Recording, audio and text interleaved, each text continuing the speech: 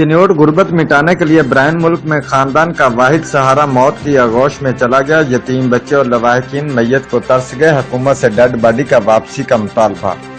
चिन्योट के इलाके भुट्टो कॉलोनी शमश मिल का रिहायशी अब्दुल रहमान उर्फ अली हसनैन वालिद फरीद तकरीबन 14 साल से गैर मुल्क ब्रायन में मजदूरी कर रहा था और खानदान का पेट पाल रहा था। 3 बच्चे और बहनें थीं।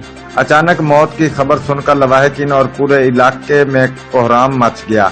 हर आंख अश्कबार हो गई। लवाहिकीन का कहना था, अचानक मौत से हमारा घर उजड़ गया है और हमारा वाहिद सहारा था, क्योंकि हम बचपन में यतीम हो गए थे।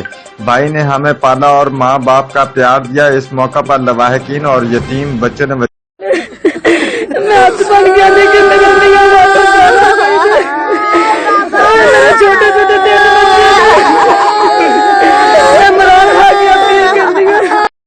सारा दिल का मरीज था, उधर यकदम उसकी डेथ हो गई है। सर हमारी मेहरबानी करके हमारे गरीब यतीमों की अपील सुनी जाए। हमारे भाई की लाश हमें मिलनी चाहिए।